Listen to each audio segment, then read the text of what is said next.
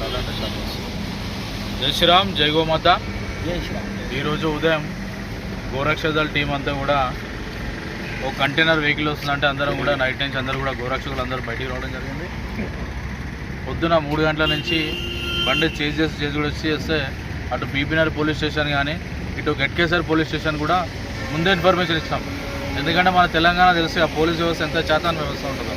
గోరక్షకులు బయటికి వెళ్తే ప్రాబ్లం అవుతుంది, కేసులు పెడతారు, రౌడీ షీట్లు ఓపెన్ చేస్తామని బెదిరిస్తారు, పీడియాక్ట్లు ఓపెన్ చేస్తామని బెదిరిస్తారు.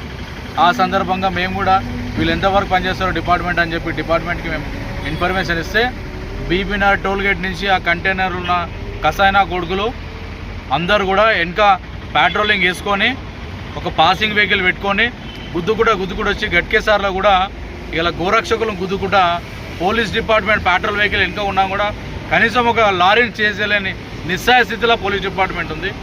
ఇవాళ నేను ఈ కారు వేసుకొని అవుటర్ మీద ఆ బండిని పాస్ అయితే వెనక నుంచి ఇబ్రాహిం గారు ఉంది, వర్ణా కార్ అంట. ఆ బండి డీటెయిల్స్ ఇస్తున్నాము. వాడు వచ్చి చూడండి కార్ని డ్యామేజ్ చేసి జర్ర మిస్ అయితే బండి పల్టీ కొడుతుండే. ఈరోజు మా మీద అటాక్ చేసి గోరక్షకులను చంపే ప్రయత్నం చేస్తుంది. తెలంగాణ రాష్ట్రంలో హిందువుల మీద దాడులు జరిగితే పట్టించుకొని ఈ కాంగ్రెస్ గవర్నమెంట్ పోలీస్ డిపార్ట్మెంట్ మొన్న చూసినాం మనం.